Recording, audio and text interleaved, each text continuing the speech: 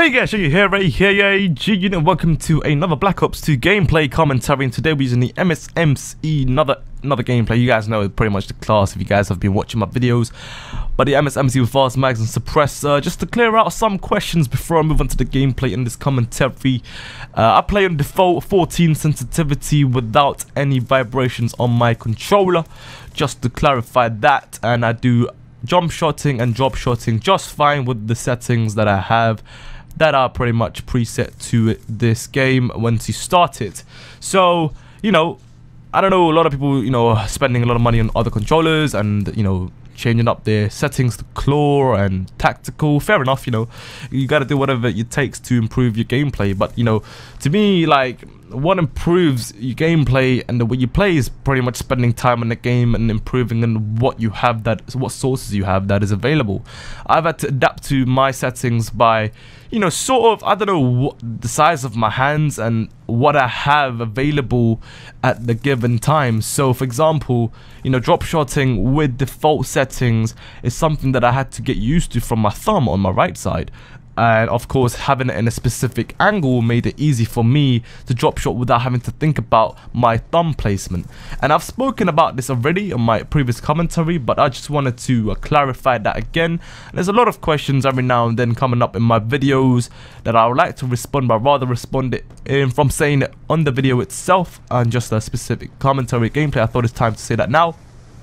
And yeah, for those of you that play claw, I know there's some YouTubers out there that play claw stating that it's easier to drop shot, but that's probably in preference to them and the way the fingers are. You know, everybody's got different sized hands, and obviously the controller itself is the same size, so it really does depend on yourself and how you are as a person. You know, some people have lanky fingers. I've got pretty small fingers in comparison to my body. Like, it's pretty weird. My body's pretty much out of proportion to my way I look. My pretty much my forehead is quite big, my belly is quite big, my ass is quite big, my fingers are quite small. So I don't really know why that is the case, but anyway, so let's get right into this gameplay. This gameplay you're watching here is pretty bad, as you can see at the start. So round one, what I actually get is 23 kills and 13 deaths. Now with that being said, we were actually losing as well from the first round, about 20 points behind. They had 100 points and we had about 80 points, I think. So I made a lot of mistakes, but in the second round I managed to correct my mistakes, and I was able to read opponents and therefore intercepting their passes as they tried to pass it to their opponent. Now I'm just kidding, I'm trying to commentate like a FIFA commentator, no way. But anyway, so this gameplay here, right, I was pretty close to getting 100 kills. In fact, if I did well in the first round, I probably would have easily got over 100 kills. But anyway, I got over 90 kills and about 19 deaths in total. So I'm pretty sure you guys will enjoy this game because it's a pretty nice comeback as well. Near the end, we managed to win just by a little margin. And yeah, it was a pretty entertaining gameplay. Like, usually when you see gameplays on YouTube, it's either it's only like one team dominating another. It's not really end to end, but this was pretty end to end. You know, in the first round we were pretty much getting double capped throughout the whole time, and you know, I had to rely on my teammates to do something. But my teammates weren't even good, because in the first round when I had 23 kills and 13 deaths, that was me being on top of the scoreboards out of all my other teammates. So you guys pretty much know how my teammates are playing right now, pretty badly. But you know, for some reason they did contribute near the end of the game, and I tried my best to carry as much as possible. But you know, sometimes you get that responsibility and it can be stressful. But yeah, anyway, oh shit, we're halfway through of this commentary. Not even commentary, because I haven't even started my commentary yet. So I want to get right into that with the topic that I want to talk about today, because the couple topics that I talked about in my previous videos were based on negativity when it comes to reverse boosting and, you know, people judging themselves in front of cameras and whatnot. So today I want to give you sort of a positive feel to this game and to this gameplay commentary here, and that is based on the sort of the progress that I made from me personally, and some advice that I can give you guys for those of you who are sort of the younger age. And in a sense, you know, like English, right, I've improved English quite a lot from doing YouTube. And I'm not saying, you know, to do YouTube just to improve your English. I'm just saying over the years my English has improved a lot. And to be honest, yeah, let me tell you the truth, I think if I hadn't have started my YouTube channel, I wouldn't have probably passed my GCSE English. I'm being for real, man, because you know, there's a lot of mistakes that I made in my commentary. If I can look back and listen to my commentaries now at my, you know, commentaries that I made 3 years ago, my grammar and my English was horrible in comparison to commentaries that I make now. So with that being said, like over the years, I've learned from the mistakes that I made from my commentary, and in a sense, like, you know, at the time when I was doing my GCSEs, I managed to pass my English GCSE with a B, but I would have probably got a D, right? I would have probably flopped it easily by not being able to, you know, sort of like pass my speaking and listening, and, you know, just basically writing in itself, you know, like writing in itself, you know, mostly consists of creativity and imagination, and that really was influenced by playing Call of Duty and making gameplay commentaries on that from Modern Warfare 2.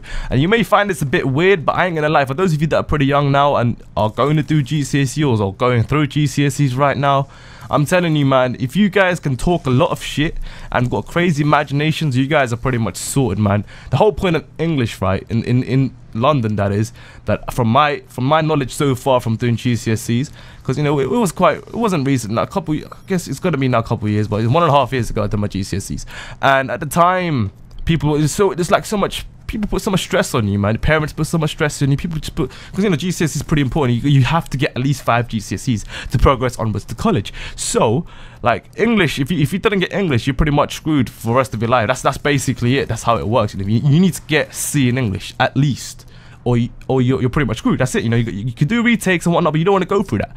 So anyway, a lot of people stress out about this, you know, people getting D's and shit, and E's and whatnot. I know people that are going for GCSEs right now, my relatives and people out there, and they're stressing over. I'm like, don't stress over it, man.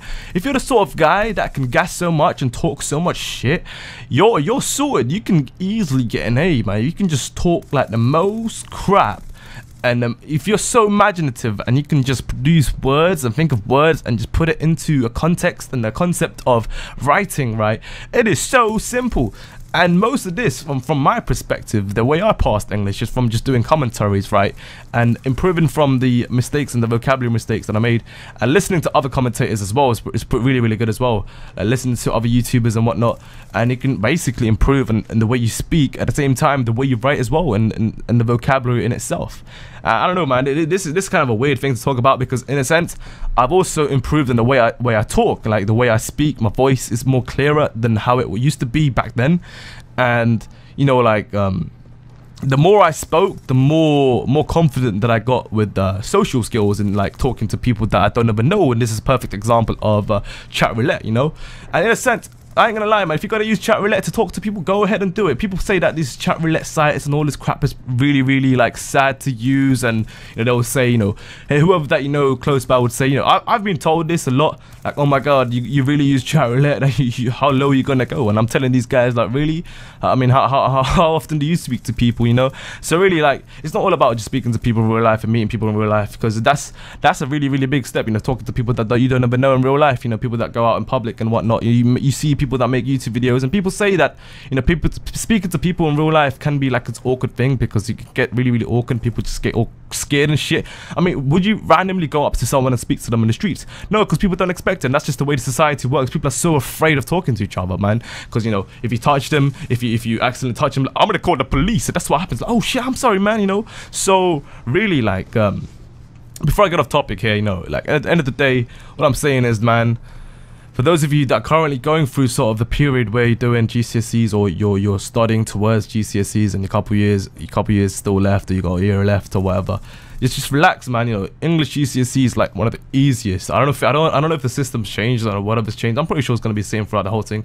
You're gonna do some poems, you're gonna analyze some poems, and then you're gonna write some comprehension and essays, and you gotta think of a story to write about. You gotta select some of the questions, and you gotta answer that. Really, at the end of the day, man, all you're doing is you're making up shit, right, to answer the questions when it comes to English. And that right there, you know, if you're good at talking with people already, then you're sorted. And if you're the sort of person that's struggling right now to speak out clearly and like understanding certain concepts of words in English, you know, all you gotta do, just keep talking, like read some books. Now, I to be honest, right, I'd never read in my life. Like, only thing I read in my life was a couple of Captain Underpants books. Right, that's all I read, man. When I was a kid, that's all I read. You know, I never really read any books, but I watched a lot of TV. Obviously, TV can help you in a certain way. Like, I wouldn't watch soap at all. I never watched TV shows. No lie, I'm not really into TV shows. You know, a lot of people say, "Oh my God, look at this. Have you watched Suits?" I'm like, no, you know, I don't watch TV shows, man. Nobody got time for that. But like, I just did my own thing, man. Just keep talking, and over the years, I just improved, man. So anyway, 92 kills and 19 deaths, 6 captures. And like, yeah, I hope you guys enjoyed this gameplay and this commentary. Let me know what you guys think and how you guys aced your English exams. I know for other countries it works differently, but the way it works in England, like, you gotta like pass this in this certain year. If you don't, then you're screwed for the rest of your life, basically. So I'll see you guys soon, chickens. Peace, yeah.